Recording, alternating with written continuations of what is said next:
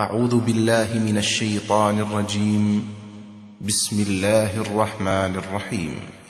واعتصموا بحبل الله جميعا ولا تفرقوا واذكروا نعمة الله عليكم إذ كنتم أعداء فألف بين قلوبكم فأصبحتم بنعمته إخوانا وكنتم على شفا حفرة من النار فأنقذكم منها كذلك يبين الله لكم آياته لعلكم تهتدون ولتكن منكم أمة يدعون إلى الخير ويأمرون بالمعروف وينهون عن المنكر وأولئك هم المفلحون ولا تكونوا كالذين تفرقوا واختلفوا من بعد ما جاءهم البينات وأولئك لهم عذاب عظيم. ومن أحسن قولا ممن دعا إلى الله وعمل صالحا وقال إنني من المسلمين. جنازہ اٹھانا چاہیے تاکہ انسان کو پتہ چلے کہ آج میں نے کسی کو اٹھایا ہے، کل کوئی مجھے اٹھائے گا. كذلك كنتم فمن الله عليكم. ہو سکتا ہے آپ بھی اسے کسی لت میں کسی بری عادت میں گرفتار رہے ہوں تو اللہ نے آپ پہ احسان فرما دیا. من ترک صلاة العصر فقد حبط عمله.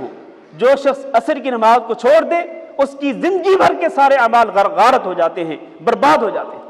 میں اور آپ اگر اپنا محاسبہ کریں کہ ہم انٹرنیٹ پر کتنا بیٹھتے ہیں، بیوی بچوں کے ساتھ کتنی باتیں کرتے ہیں، اور اللہ اور اس کے رسول کے احکامات کو سیکھنے کے لیے کتنا وقت دیتے ہیں، ہمیں ہماری محبت کا پتہ چل جائے. ہم نے اگر اپنی اولاد کی تربیت کی ہے ایسی تربیت جو اسلامی اور دینی تربیت ہے تو پھر تو ہمیں توقع ہے، اور اگر ایسے نہیں کیا تو پھر بڑی افسوسناک بات ہے کہ جو اولاد خود نمازیں نہیں پڑھے گی، خود اپنے لیے دعا نہیں کرے گی، یہ ہمارے لیے کیا دعا کرے گی. جس طرح اللہ کی توحید میں شرک کرنے والا عظیم گناہ کا مرتکب ہوتا ہے، اسی طرح میرے نبی کی رسالت میں شرک کرنے والا وہ بھی عظیم گناہ کا مرتکب ہے.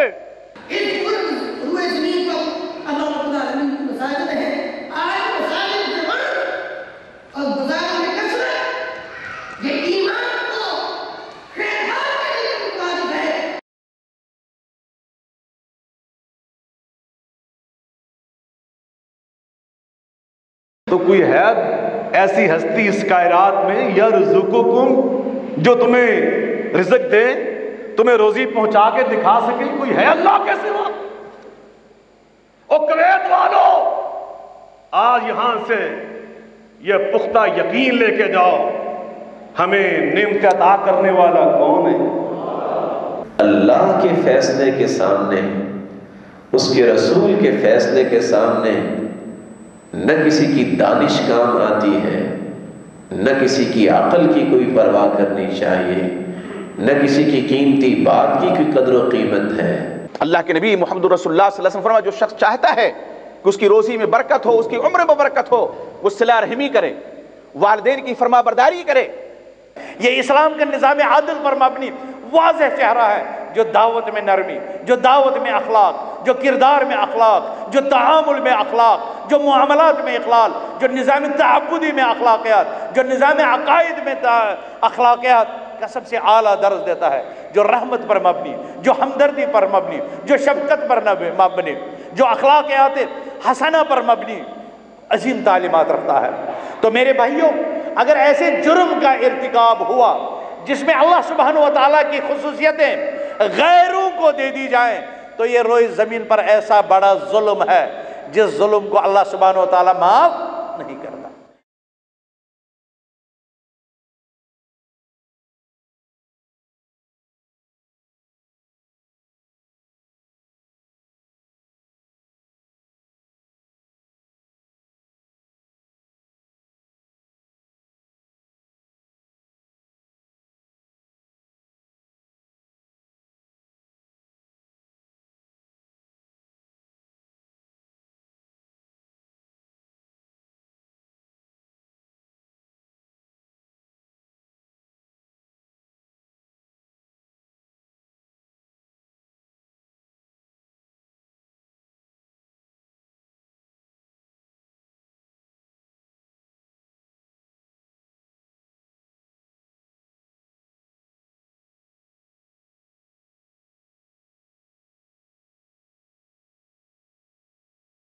اقامت کے بعد دعائیہ الفاظ میں جیسا کہ اذان کے بعد دعائیہ الفاظ ہیں، اذان کے بعد جو دعائیہ الفاظ ہیں اقامت کے بعد نہیں ہیں، اور اقامت کے بعد یہ جو الفاظ کہے جاتے ہیں اقامہ اللہ و ادامہا، یہ صحیح حدیث سے ثابت نہیں، یہ رسول اکرم صلی اللہ علیہ وسلم سے ثابت نہیں ہے، یہ حدیث ضعیف ہے۔ جو چار امام شافعی، حنفی، مالکی اور حنبلی، ان کو فالو کرنا چاہیے۔ اگر ہم حنفی طریقے سے نماز عشاء ادا کرتے ہیں تو وتر کی نماز 3 رکعت ایک ہی سلام سے ادا کریں گے الگ الگ، اور تینوں رکعت۔ دیکھیے یہ جتنے ائمہ اکرام رحمہم اللہ جن کا تذکرہ کیا، یہ سب کے سب ان کا مقصد تھا اور ان کا یہ فتویٰ تھا کہ اذا صح الحدیث فہو مذہبی، جو صحیح حدیث ہے وہ ہمارا مذہب ہے۔ تو لم یقعد الا فی آخرہن، کہ آپ 2 کے بعد تشہد میں نہیں بیٹھے بلکہ تیسری رکعت کے لیے کھڑے ہو گئے، ایک ساتھ پڑھے، یا پھر 2 الگ سے پڑھ کر سلام پھیر کے ایک الگ سے پڑھا۔ یہ 3 وتر پڑھنے کے 2 ہی طریقے ہیں۔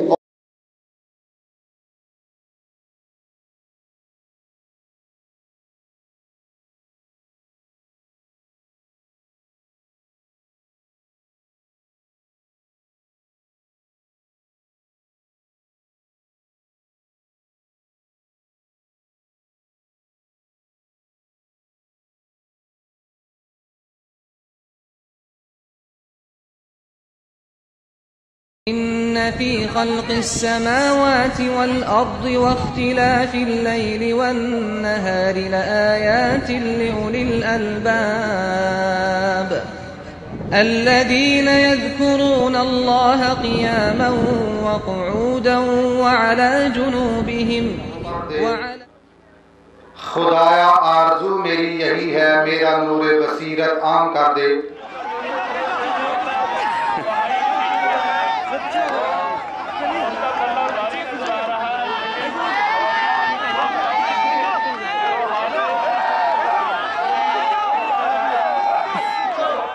نہ ہی رب کی نافرمانی زبان سے کرو، اور دوسری بات وَلْيَسْعَ فِي بَيْتِكَ وَابْكِ عَلَىٰ خَطِيئَتِكَ، اپنے گھر کا کوئی کونا تلاش کرو، گھر میں رہا کرو اور اپنے گناہوں کو یاد کر کے رویا کرو۔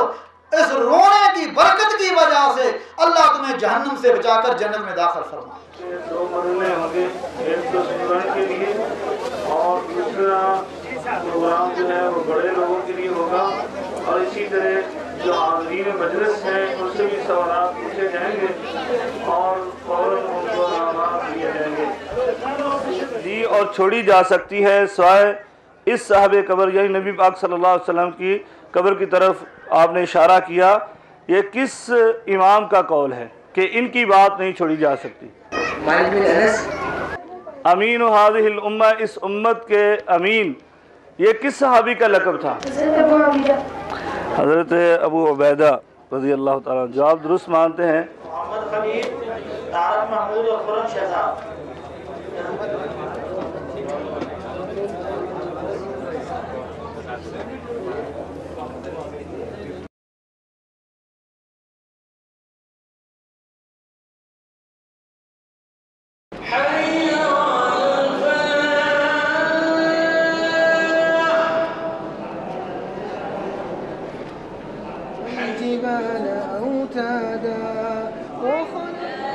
ذلك لمن خشي ربه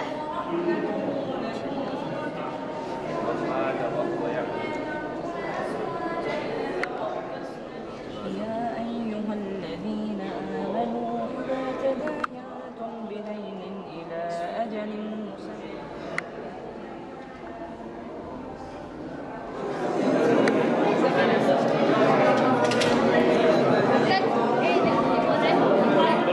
گروپ 2 پارہ جو ہے اس میں پہلی پوزیشن ارشیق الرحمن بھی آ جائیں۔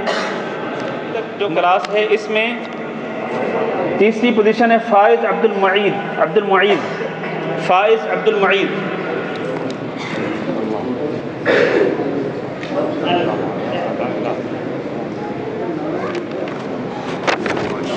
آخری جو گروپ ہے 12 سال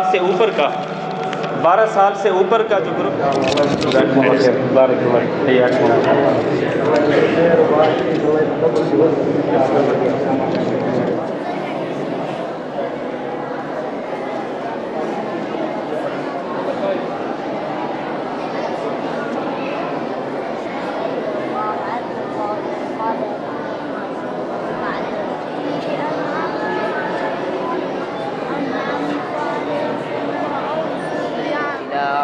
ربك منتهاها إنما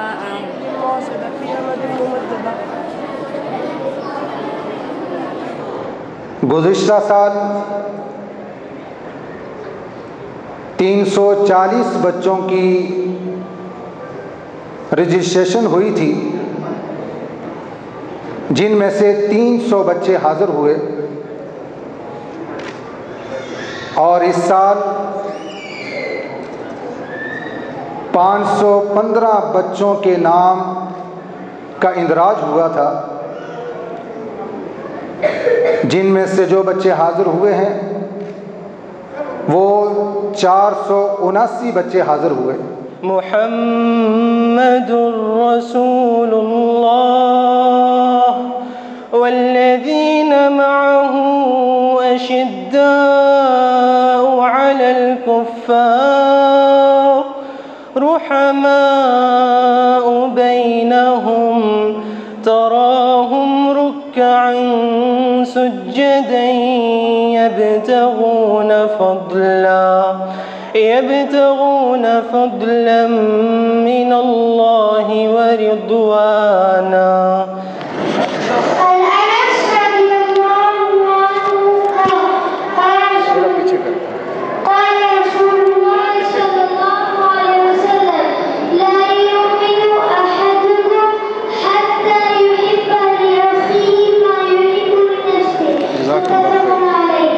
عبد الرحمن شاہد انصاری، الحائز علی المرکز الاول۔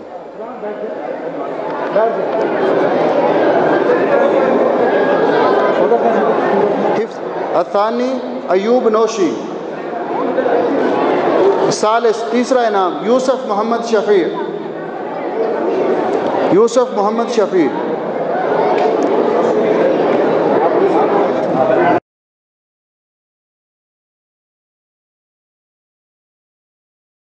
بسم الله الرحمن الرحيم يا أيها الذين آمنوا قوا أنفسكم وأهليكم نارا وقودها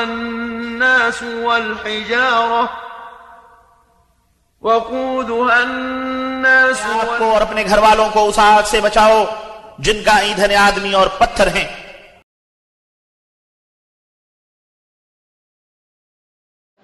المتكبر الخالق البارئ المصور الغفار القهار الوهاب الرزاق الفتاح العليم۔ Indeed, our parents, Islam is a complete way of life.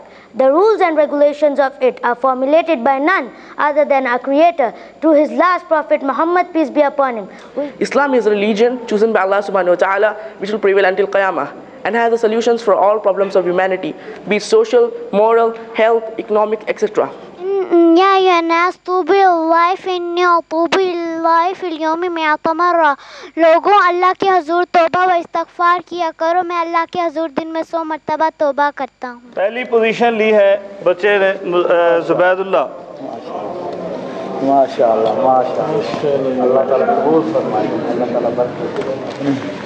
ماشاءاللہ، یہ خان ملک۔ كل نفس ذائقة الموت۔ اللہ اکبر۔ السلام علیکم ورحمۃ اللہ۔ السلام علیکم ورحمۃ اللہ۔ اس کی طول یعنی لمبائی قبر کی یہ 200 سینٹی میٹر ہوتی ہے، 200 سینٹی میٹر متوسط قبر کی، اور چوڑائی 75 سینٹی میٹر ہوتی ہے۔ یہ عمومی قبر کا سائز ہے۔ باقی میت کو جسم کو دیکھ لیا جاتا ہے کہ اس میت کا جسم کیسا ہے، اور اس کی پیمائش لے کر یعنی قبر تیار کر لی جاتی ہے۔ تو رسول اکرم صلی اللہ علیہ وسلم نے فرمایا کہ جو مسلمان کسی مسلمان کے لیے قبر کھودتا ہے، اس کی قبر کے لیے تیاری کرتا ہے، تو اللہ جل شانہ اس کو اتنا اجر و ثواب عطا کرتے ہیں کہ جیسے کسی نے کسی مسکین کو گھر بنا کر دیا، جب تک وہ اس میں آباد رہے گا اللہ تعالیٰ اس گھر بنانے والے کو اس کا ثواب دیں گے۔ اس کے بعد یعنی ہم نے رائٹ سائڈ سے، یہ رائٹ سائڈ پر پہلے پانی ڈالنا ہے، رائٹ سائڈ پر پانی ڈالا اور پھر لیفٹ سائڈ پر ڈالا. جیسے مثال کے طور پر یہ کپڑا جو ہے یعنی کپڑا جو ہے وہ اتنا ہونا چاہیے کہ جیسے یہ، اگر بڑا کپڑا ایسے ہی جیسے یہ ہے تو یہ بھی اچھا ہے. تو خیر یہاں تک یہ کپڑا جو ہے لازمن ہونا چاہیے، یعنی مرد ہے عورت ہے، یعنی یہ ران اور یہ سرا جو ہے، یعنی یہ جو ہے یہ مرد کا سطر ہے، اس کو ننگا نہیں ہونا چاہیے، یعنی یہ ڈھانپا ہونا چاہیے. ادا بمقدم راسے ہی، سر کے اگلے حصے سے شروع کیا، حتی ذہب بہما الی قفاہ، یہاں تک کہ گردن کے آخر تک لے گئے. اس جگہ کو کہتے ہیں کفا، گدی، یہاں تک لے گئے. پھر اسی جگہ پہ واپس لے آئے جہاں سے شروع کیا تھا. مسا اور یہ چیزیں یہ ساری اس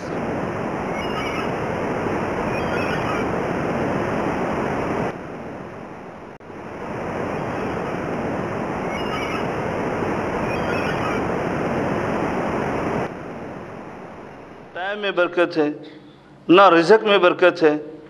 یعنی حقیقت بات ہے، ہم تھوڑا سا بھی غور و فکر کرتے ہیں تو ہر طرف ہمیں بے برکتی ہی بے برکتی نظر آتی. 3 چیزوں سے مل کر یہ کلمہ ہوتا ہے، یا 3 چیزوں کو کلمہ کہا جاتا ہے. سب سے پہلے اسم ہے، پہلی قسم اسم، دوسری قسم فعل، اور تیسری قسم ہے حرف. یا جگہ وغیرہ کا نام ہو یا پھر کسی کی صفت ہو، کسی کی صفت، یعنی جس کو ہم دوسرے الفاظ میں فطرت بھی کہتے ہیں، خوبی بھی کہتے ہیں.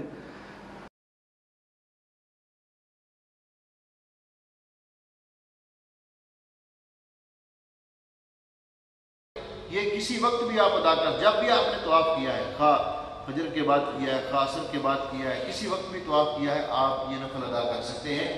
اور ان میں مصنون طریقہ یہ ہے کہ پہلی رکعت میں سورہ فاتحہ کے بعد سورۃ الکافرون کی تلاوت کی جائے، اور دوسری رکعت میں سورہ فاتحہ کے بعد سورۃ اخلاص قل هو اللہ کی تلاوت، قل هو اللہ احد کی تلاوت کی جائے. تحیۃ طواف ادا کرنے کے بعد نبی علیہ السلام نے زمزم پیا اور سر مبارک پہ بھی ڈالا، اور اس کے بعد آپ نے سعی کی. سعی صفا سے شروع کرنی ہے.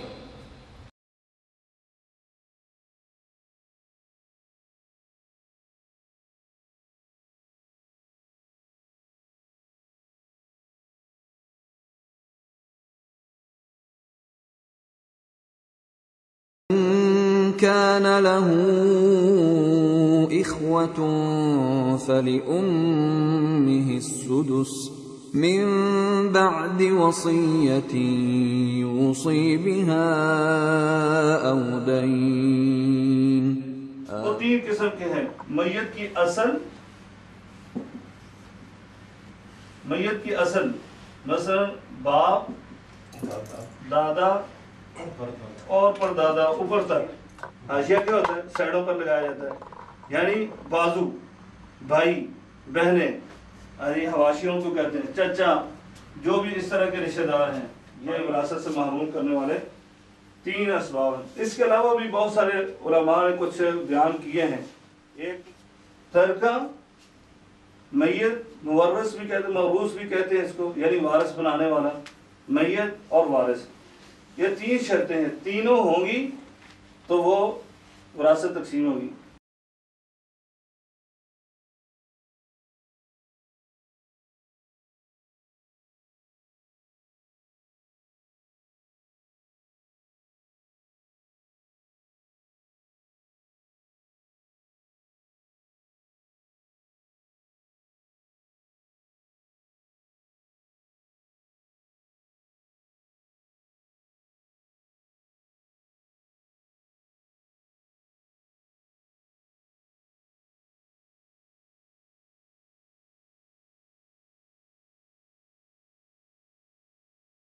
کہ مرکز دعوت الجالیات 30 سال سے کویت میں، 1984 سے کویت میں دینی خدمات سر انجام دے رہا ہے اور اردو زبان میں اپنے بہن بھائیوں کی خدمت کر رہا ہے.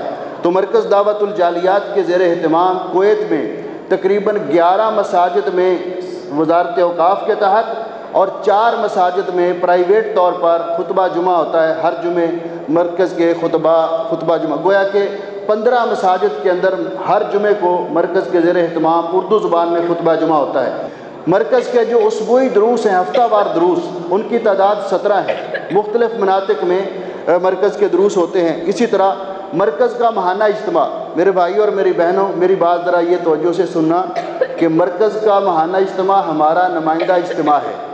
یہ جمعیت احیاء التراث الاسلامی قرطبہ میں کہ مرکزی ہال کے اندر یہ ہر مہینے کی پہلی جمعرات کو منعقد ہوتا ہے، ہر مہینے کی پہلی جمعرات کو، جس میں دروس ہوتے ہیں، سوالوں کے جوابات ہوتے ہیں اور خواتین کے لیے الگ سے پردے کا انتظام ہوتا ہے. آخر میں عشائیہ ہوتا ہے.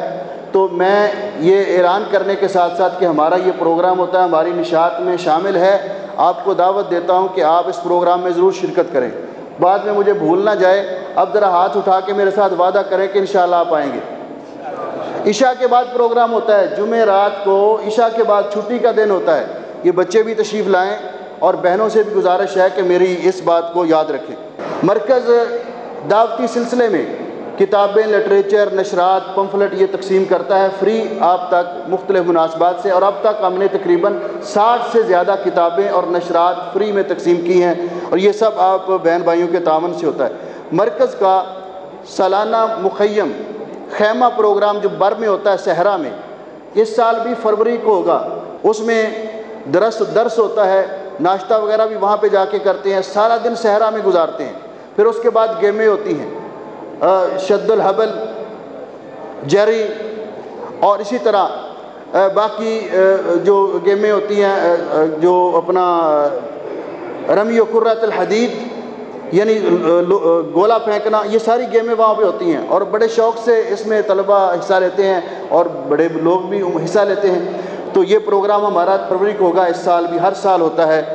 اس طرح مرکز کی نشاطات میں سے یہ بھی ہے کہ مرکز ہر سال گرمیوں کی چھٹیوں میں طلبہ اور طالبات کے لیے مدرسہ سیفیہ، یہ ہمارا جو ہم گرمیوں کی چھٹیوں میں سمر کیمپ کرتے ہیں، اس مسجد میں یہ بھی اس سال ہوا تھا، اور فاہیل میں بھی ہوتا ہے، خیتان میں بھی کبھی کرتے ہیں. تو اس میں اور بچیاں شرکت کرتے ہیں.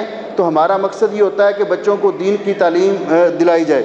اسی طرح مرکز کی نشاطات میں سے تفسیر قرآن کے حلقے ہیں. مثلا یہاں مسجد مہری کے اندر حافظ اسحاق صاحب کا حلقہ ہے، وہاں ہی ان کا درس بخاری کا حلقہ ہے.